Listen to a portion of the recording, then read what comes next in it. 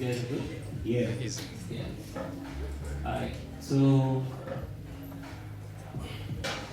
I have known you guys for a minute, quite a while. Huge fan. I have listened to so many versions of your songs. So many versions. Like by the time you release something, it's like, version 70 something. So it's interesting, the process. Yeah. So I will probably just pose this to Akili. Sure, bro. What goes through your mind a lot of the times when you strip an entire song and start again? Sijui nitahitaji. As in, it's a problem. Like personally, I've never really known if this is a passion or an addiction. As in, siwezi figure out kwa sababu it's what we do. Like even like I was saying earlier, being here in itself, it's just getting. Trad come for rehearsals for this gig. We ended up starting another project. Hizo ndio shida tuko nazo. So actually kututoa kwa studio kukuja hapa, it's a way of us saying actually we need to be having these outlets more often. But what I think about when I'm creating the two challenges, OCD, as in you're always your worst critic. You're like, okay, now this thing could have been fatter, could have been, those roads should be maybe, there should be a grand piano maybe. Ni ile tu kujikashifu, tu ile kujisumbua.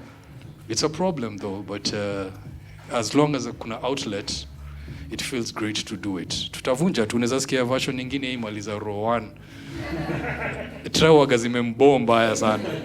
Si ati ni stories zo mbamba. He can come through and just find a whole new version of a project. But we love what we do. Yeah, for sure. Yeah. So for guys, for those of you who don't know Akili, maybe you can tell us something. Oh, okay. Yeah, I'm Akili Blaq. I'm a loop digger, beat juggler. Yeah, it's what I do. I've been doing this for over 20 years.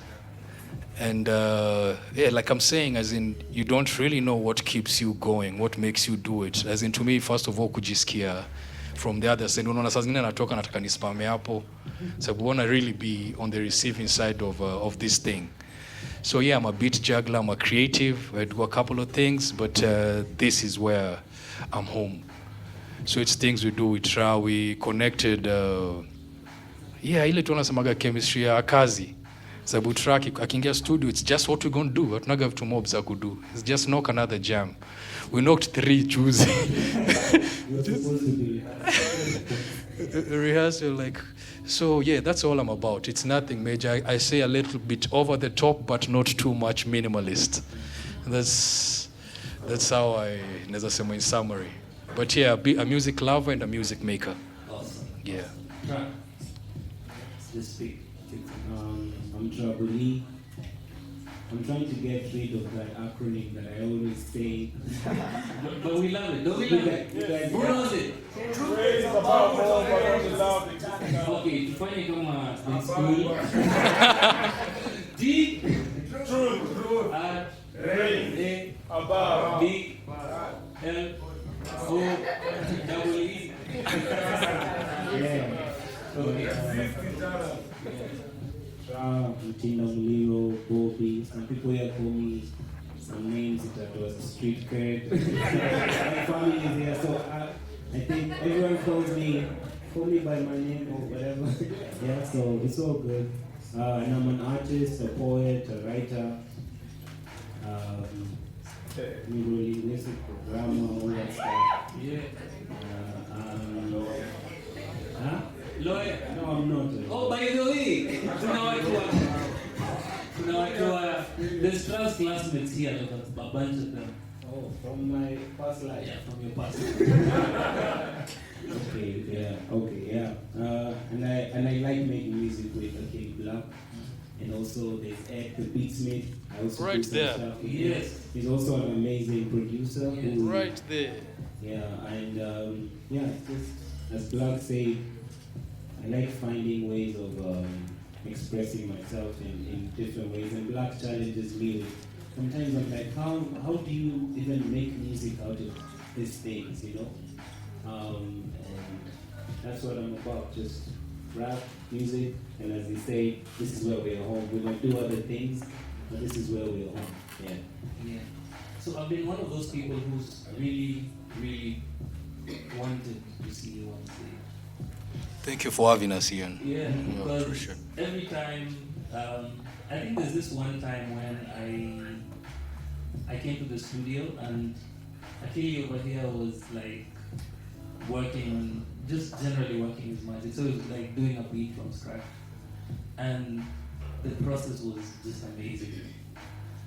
And you think it's done until he pulls something else and you're like, okay, I didn't see that coming. So every time we've wanted to have such a session, you know, something always comes up. You know, COVID came up and a bunch of other things. So finally we're here, and I feel this is really, really interesting. How many of you would want to have another session like this one? Yeah, you see? Yeah, shared sentiments here. Yeah, so it's shared. So I want to ask you some random questions. Okay. So these random questions are going to give direction to our conversation today. So I have 5. So what's your favorite food? Favorite drink? Favorite movie? Favorite book? And your favorite TV series? Favorite food. At this moment, there's this thing like I ate called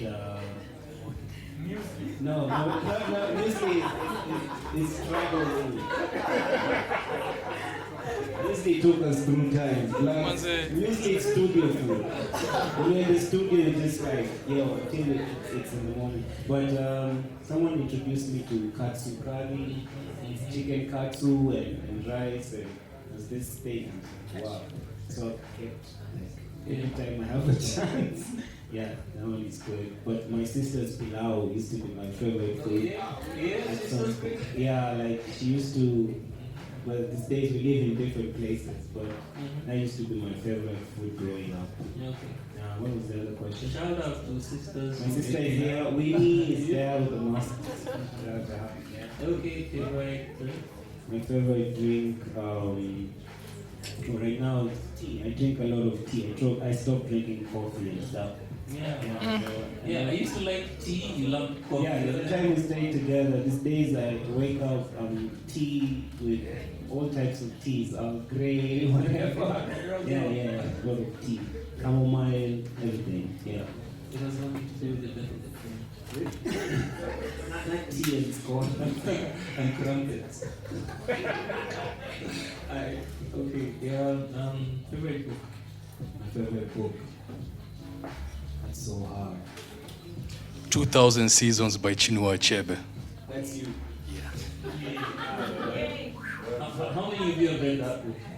No, by Ayi Koi Arma. Yeah, sorry. Yeah.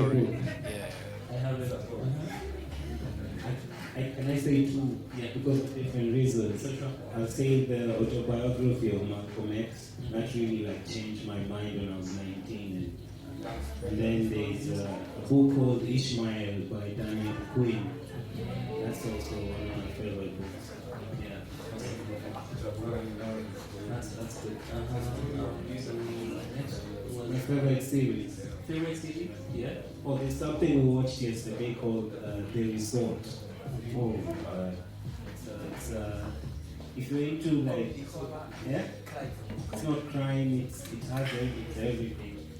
But that's it. These days there's a lot of things. There's a lot of content and stuff. But just pick one. Yeah. Community. If you love community, the comedy. That's my favorite thing of all time. Community ko? Iko wapi? Unaona sasa iko wapi? Iko Netflix ama iko Netflix? Kama kweli.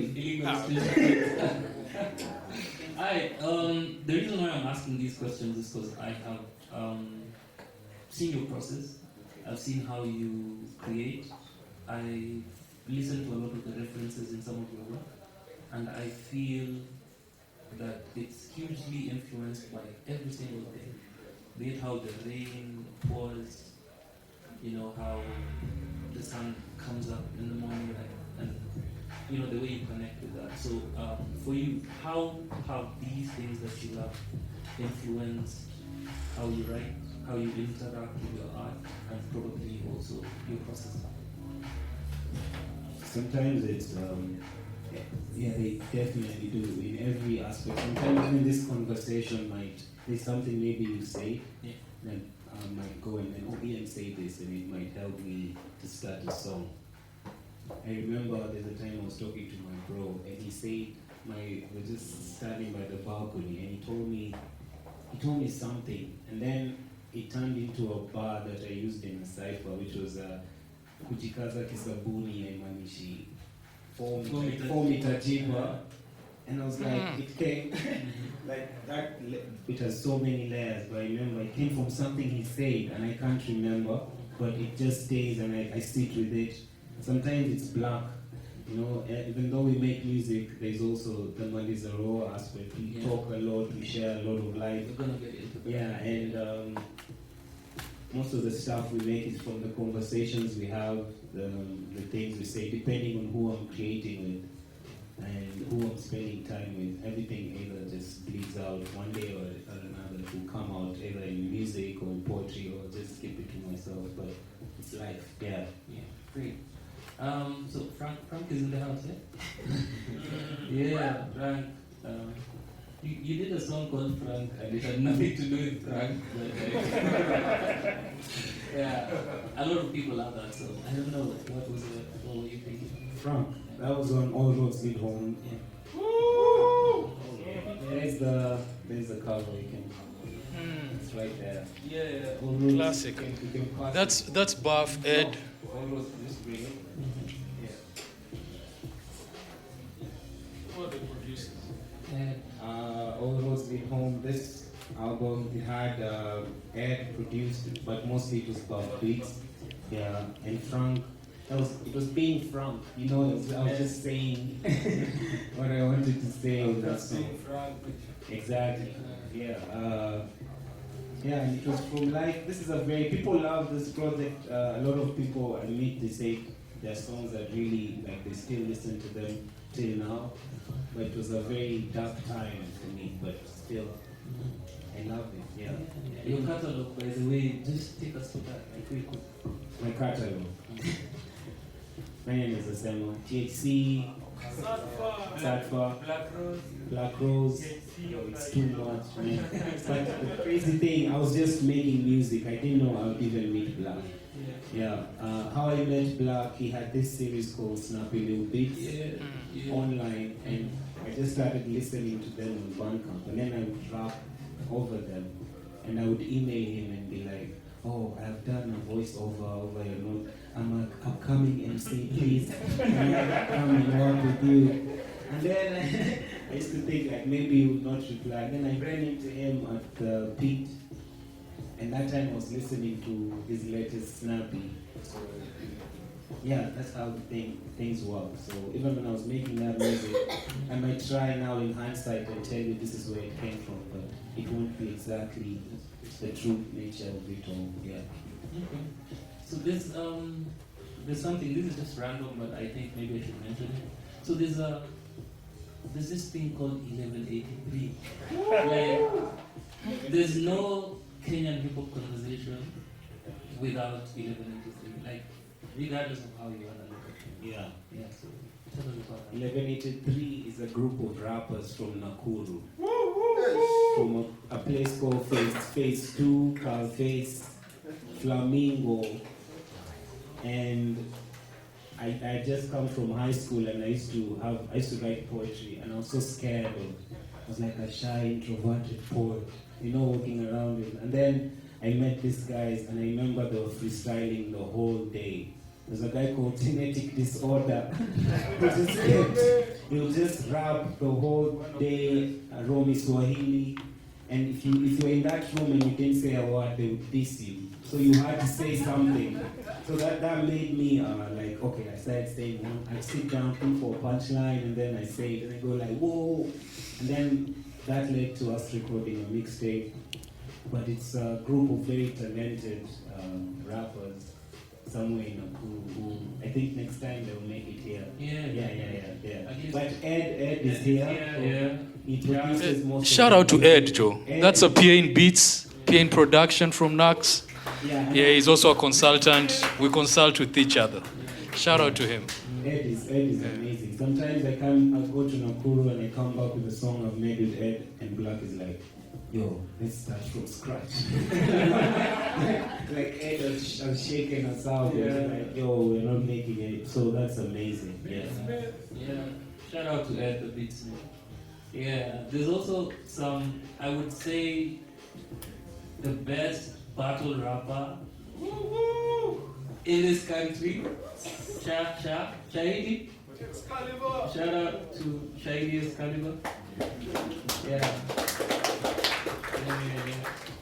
So basically just that particular background shaped how you've been able to like synthesize information and possibly just express yourself. But as you grow and having been a part of the process, I have seen even the way you just write these days, even the way you just connect the dots. It's the process has really shifted. Yeah. So what are you looking at right now? Because I've personally been through some really dark times, and some of your music has taken me through that. Wow. So sometimes I just bump and do a road trip alone and just listening to some of those projects. They speak. Sometimes it's just a lyric. Sometimes it's an entire verse. Other times it's an entire project. So tell us a little bit about that. You know, I'd like to say the first thing. My mom used to be a poet when she was young. Yeah, shout out, Mom. And then I found her poetry at some point, and I started writing, expressing myself. So I guess it's a lineage of words, and this whatever poetry is. It's like sometimes you're trying to express something, and you know it's in the air, or you know you feel it, and you want someone else to resonate with it. But the fact that you do, because I never do that intentionally and say, this will do this to someone or this. I'm just trying to find an expression for something. And sometimes you're just having fun. And as you're saying, my writing is evolving. It's also because the types of music I'm being exposed to in the studio, the skill that Blaq has, it also challenges me and pushes me to like, oh, okay, make it a little bit different as well. So yeah, it comes from that, all those things. But I think I have to honor. I think my mom touching down to write poetry at one point like flows through me at some point, even if she stopped to raise us and be our parent, which is amazing. And the fact that she's here is also like healing for me. You know, not so many parents are able to do that, so I'm really grateful for that, and that's something I can't take for granted about everything else. Yeah, so the fact that you connect with it, that's just a plus for me. Yeah. I'm sure a lot of other people do as well. Yeah, there's so many people. Yeah. Sometimes like I don't see it online, but there are times I'm even walking. Someone asked me, the other day someone asked me, when you brother Trabolee? And we were saying and I'm like, no, it's me. And then he's like, oh, compilation tunachapanga stuff nako all the time, but I'm like, what? You know, people listen to my stuff. I thought it was too deep. And people so I'm like, cool. Yeah. I feel after the noise, you know, when you're going to settle down and chill, this is what you listen to. Yeah. Now I have one question for Mwanamundu. Yes, sir. The song. I needed it to be on record. Yeah. Whoa. Whoa. Yeah. Whoa. Okay, we got a project called UA. It's a project we did with Trabolee and Mima Shafe. And that project is out. Actually, it's something I'll probably, if we get the emails to everybody in here, you'll get that exclusively. Yo. It's a project that I've been hogging for 6 years, redoing it, breaking it apart, starting it again. As in, this thing needs to be out, but I'm like, no. You give these guys over. If they put their emails down, they'll get it. I Yes. am so sure, even try it low. Yes. UA wanted to have it on a mailing list of just special people. I have supporters, both here and SA. I schooled there for a while, so I have, and I started actually doing this music thing there. So I have an audience there that's very supportive, that's still following what we're doing. So I just thought, what had happened is Mima moved on, as in, became Christian. You know what I mean? And really participating in that. She's still one of our special peeps. We communicate a lot. But now after she transcended, there's something we had done in that little phase when she was going through personal wars. And it was just me and I in trying the studio, and it's something special. It got all the feels in it. Yeah, we'll share that. Siezi sema sahi, we wanted to have Maliza Road 2 is coming maybe in a few weeks' time. Yeah, after Maliza Road 2 is out, for the ones who are walotaiwai, mtaipata tu, it will come as one of those extra joints for you. So that's what it is. It's a project. It's a. We wanted to have it as a virtual project. It's a really musical project with some really actually kuna level ya tram jamskia. As in there, they had to dig into themselves hard in kabisa, and we packaged it. You'll have an UA session. Yeah. We'll have an UA. We'll work on that. And it's weird you asked me that, Joe. But yeah, it's all for a reason. It's all for cause and effect. And if it just mailing list, mtapata you exclusively. Anybody who's here. That's from me, basically, just by the virtue of being here. I'm normally your side with the cameras or something. So this other side, just for you. Shout. So, because we're still discussing projects, we are here, Maliza Row. Let's dig into that a little bit. Maliza Roho. It's Maliza Roho. It's Maliza Roho. It's Maliza Roho. It's a triple, double, and Yeah, it's all those things. And the crazy thing, we were seated and that was also a hard time. Oh, Yeah, what? Maliza Roho. Oh, the Maliza Row track you heard, actually it's one of the tracks just that I don't think even Tra remembers writing it. It starts from the song. To me, it was the illest thing I ever heard. As in, Tra lisema Maliza Roho. And I was like, wait, that thing just sounds right. So from one word, we were able to build an entire catalog from just Gina. We built a catalog, we built a friendship, a brotherhood out of it. Gina Tra was just one of the folks who alikuwa anakuja tu for beats. Yeah, Noka Jam is out. You got other places to be, other producers to kick it with. So after it's when we really got a synergy. It's the Maliza Road track. We performed it earlier today. Yeah, and we were going through things. It was when umefutwa job, my depression, money, and it's just hectic. Tries going through that side, mine this side, and the jams just made themselves. After that, we did a 3-track EP. I think most of the folks remember that. So out of it, it's when we were like, okay, kwanza call it back. Ilitoka for I think a month. We were like, hey, boo, let's go back and create catalogs out of this. And we've been creating ever since. The crazy thing is, sometimes I always want to rewrite, but Black's like, no, that's enough. You said it. Even so, when I hear like, oh, that bar wasn't complete. But just that the fact that he sees the idea before the whole thing, I would have said, can we make it another thing? But he's like, nah, that's there, and then let's work from that. So I really, that's a good thing. But Malizaro, the whole meaning, we're still also figuring it out ourselves. It's not something, yeah, it's evolving with time. I didn't know we'd come to Malizaro too. I thought the 3-track EP, that was it. But now it's like 3 years later, and about 20 songs have come from that.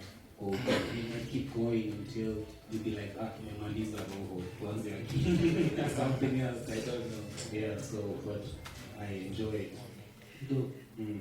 This is very exciting. So guys, do you know a work track by track? I know two. That's the work one. Yes. Sema. Anyone? I'm sure Gordon knows. Who has the work track? There's a track called Knack. Yeah, there you go. Look at the puns. Alright, yeah. So I think at this point maybe I will ask you about NLP. Oh, Yeah. Why NLP and how has that helped you focus specifically? So I got into NLP. Shout out to Sirani. It was during lockdown. I was just interested in it. I got this, what are they called, online classes? So I would wake up and enter a class and sit. But then she told me there's actually someone who teaches them properly. So I paid for a school and I went and I learned. And it's actually just how when we speak we should understand we're listening to ourselves. For me it was a therapy for myself. I ended up getting certified and doing all these exams. But at the end of the graduating and everything, I realized I was just doing it to learn about myself, and in the ways where if there's conflict, sometimes I also contribute to the conflict and I might not see that, and just to see my blind spots. And yeah, from there, I'm still learning how to be able to offer it as a service to people, but I don't want to be a quack. I don't want to mess anyone when I'm still working on myself, but that's a process. So the best thing I can just do is be a listener and like participate. Like you asking me, you called me out of the blue, you're like, yo, the show is overdue. I could have said, no, I have this thing to do. I could have, but I said yes, and I'm here, and I feel that's because of our programming and like just me understanding that, and also like just the way I work with Blaq, it's bleeding into the music and helping me understand that you can write things differently, you can layer things with so many layers, you can just be free in your skin and express yourself from a true place. Yeah, so that's it. Yeah. Have I answered your question? You have. Okay, cool. Alright, so I think we have taken some time. I'm going to go into these questions, your questions. And I will start with this one. Oh, someone is asking, will you be doing this again? And if so, when? Tell us. The count. Yeah. Yeah. Okay. Cheche, tell us, will come. Yeah. Awesome. There's cool. It's the first time I'm hearing your music. You have a very informed perspective spiritually. What are some of your sources? Dope question. Proper question. What are the sources? Sources. Life, man. Listening to myself, meditating, and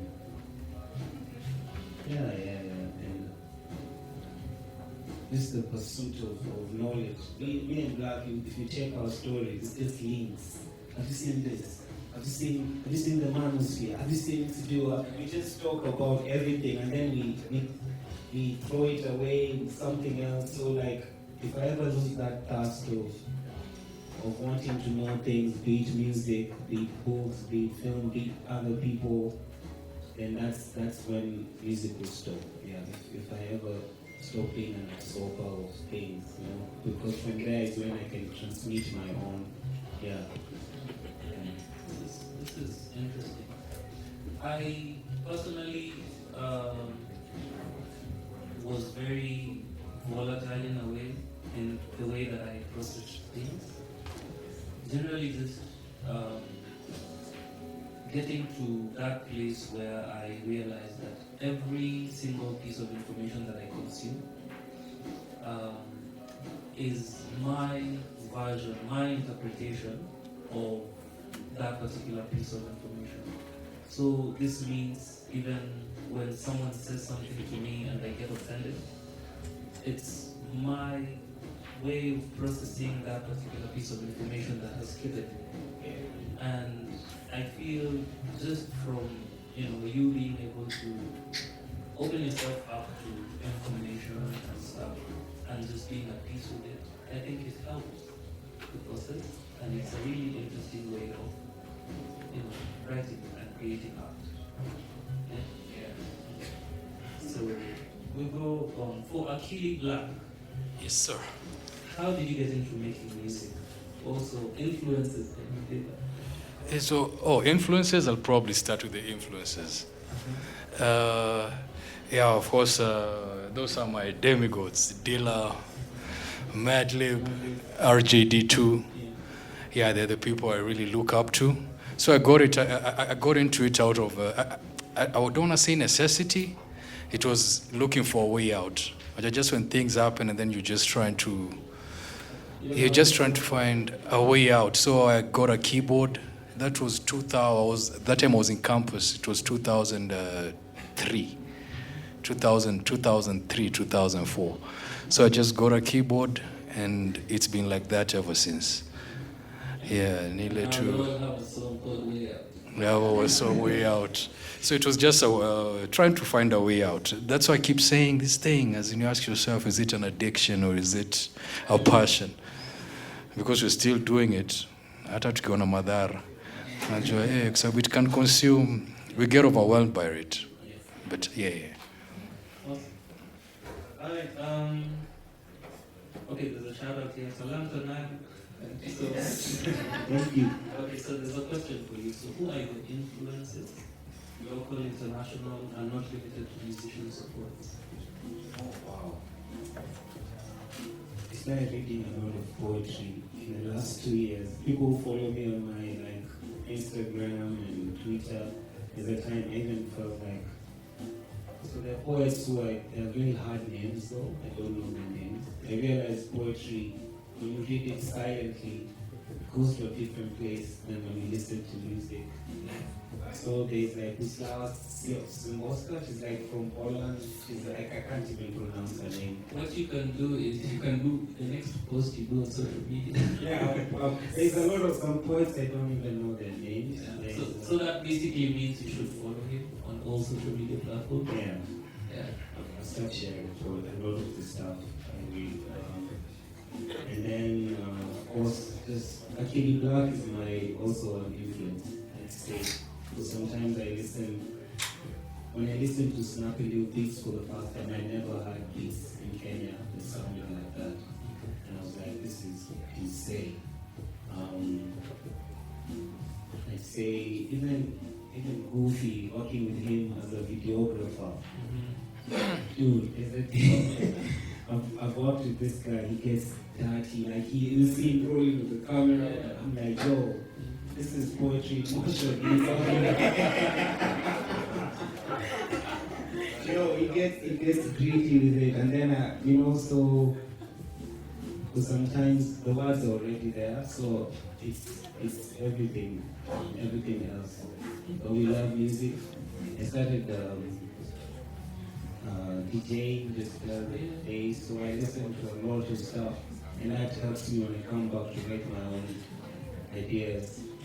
I have a whole different perspective. Alright, this one, again, great talent, great stuff. So are you married or take it? Yeah, I'm not married. Take it. Take it. I'm not taking. Go read the hooks, man. It's all Such a good one. So where do you perform? Where do I perform? Where do you all perform? No, try is always up to something somewhere. Muskia tu yako. Me, I'm the one always missing. So But it him, depends on what Yeah, I'm exactly you want to performing see. in different places. Sometimes I'm with the boomba pig. Yeah. In my new show, which I have if they allow me. And boomba pig in the east. Yeah. Some of my other people I hang out with. And then we might perform on our own Malizaro podcast when it comes back. We do more performances. Yeah. But I'm guessing maybe we should gear up for something soon. Live.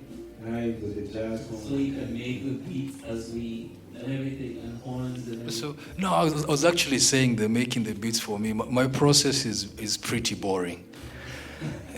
Quite exciting because I'm more of a sound designer, so collecting records, listen to records, look for loops, chops and stuff. So no nagekiwa tiring. Me, I actually would like to be that side and watching the real beat jugglers this sides on the MPCs. But we'll make something special happen. We'll make something very special happen. When you get the live, the combination of the live, the electronic production, we're working on that. Yeah. Awesome. Alright, someone is asking here, have you been breathing? Have I been breathing? If so, how do you remind yourself? To breathe. Yeah. Wow. I love that question. Wow. I have been breathing. I realized I wasn't breathing at some point. Yeah, so I like when you wake up in the morning, you just do those deep breaths. I started doing yoga thanks to someone, and you realize that we breathe very shallowly. If that's the word, shallowly or we breathe from so. Yeah, I try to breathe sometimes. And I would encourage, I recommend breathing 5 stars.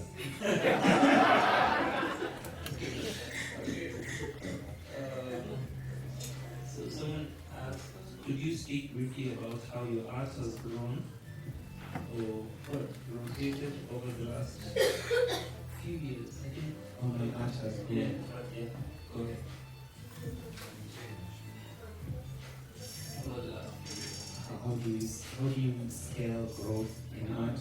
I think it would mostly come from people who did surgery. But there's also the place at which you were compared to where you are right now. Yeah. I can't put it in words, but things are getting better. Like I'm learning more about myself, and I'm able to. I never say try rap. I say try art. And I didn't know why I say that when I was fixing an old song I did with Kina. Shout out to Kina. And it just came out as tries art on a song. And I started exploring that with everything else that I do, like applying myself as a DJ, with NLP. Those are all forms of art, and it's not limiting me. Like you remember the last show we did before, One Track Minded. That was a message for myself. It was like that was a good show. So from One Track Minded to now, I'm not One Track Minded anymore. So. No, there's just interjection. There's certain nuances that actually why I really work with Ron, because there's specific things he can say and then I'll be thinking for it the whole week. Kuna kitu kama the ones who remember open doors, unakumbuka kitu kama this question like you, when you get money, what do you do? Do you pay bill or do you buy goods? As in that was a mind trip. It's things we do. Unaulizangwa pay bill ama buy goods. You're like, wow, that's unajua Wi-Fi ama Wi-Fi. There's certain little nuances. When you talk of growth, I've seen him being able to have this, to be able to express a thought, compress it to the most basic. Before it was a lot of aligning thought. It was streams of consciousness That's sema kile unasema in so many ways, but you've said probably 1 or 2, 3 things themed to the song by the end of the song. But right now they are haikus. Yeah. It's kuna vitu which are on the chairs there. Those things on the chairs. Wajua kuna But it's all good. It's all good. yeah, it's little nuances kama hizo that when you ask about growth, it's what personally as somebody who's been producing him I've been able to see, where you're able to compress a very general idea into just a simple question, and it's for you to decide. It doesn't necessarily have an answer. And also, this is the year, this and I say ghostwriting. So I may not be with those people, like people say the mainstream, but I've ghostwritten a lot. Like I was like, people, they pretend they don't see what we do. But then I'm like, no, but they're like, oh, can you help me with this? So I realized I can compartmentalize. When I work with Blaq, I can do what we do, and when so yeah. You also mastered the art of dumbing down. Yeah, dumb it down. Okay. Yeah, this is interesting. I also agree. You know, there's those memes where you're like, you listen to one bar and then you pause the song and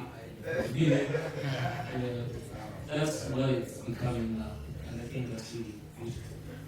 Alright, so someone said, so I noticed it's got a chronological order of events from the blindfold to taking us, well, almost through the theatrical cinematic stage present.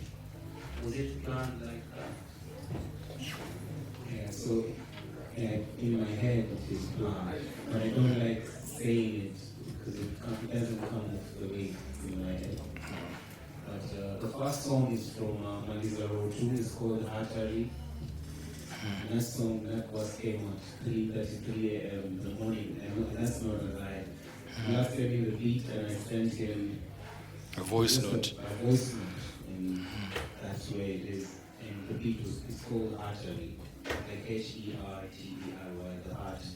And it says dangerous, and the same is from the heart. So yeah, it's from a very dark place. Some depth over there. Alright, so your tea. There's a tea over here. I want one. Oh yeah. This was done by an artist on Instagram called Vocation. This is the style of his interpretation. And so yeah, there'll be also if you want this order, DM. And there'll be many, and shout out, I'm sure there's some people here who've been doing that for us. There are people giving us some certain visual presentation of the interpretation of the projects. Yeah. So in a way it can be printed to say, we'll do more of that. There's so many versions of it, and yeah. And we appreciate that, Manze. For anybody to just... And that ties to a question someone is asking here. So I know there's a thought to your dress code. What was running in your mind? And then this person decided to give you 2 questions. So what's your definition of consciousness? And then define madness. I'm a rapper, I'm not a professor of that's my definition of consciousness. That's what? I've never I don't think consciousness can be defined, because there's the way people say, like, we can box consciousness into being socially aware, or people say that's a conscious rapper. But there's this thing, this is repetition guys saying, oh, you're a conscious rapper. It's not you in the head, now you're an unconscious rapper. I'm like, I don't think consciousness can be limited. It's only when Black people say something provocative is when it's that's conscious. But anyone can say anything at any time. Just you expressing yourself, being able to speak, writing that question was consciousness. It was a 2-part second question. Yeah. They want you to define madness in your perspective, and does it equal creativeness? Kodo. Poly-rhythmic was my lyrics. Is there a line that has madness in it? From this madness. Channel wisdom from this madness. Channel wisdom from this madness. That's from.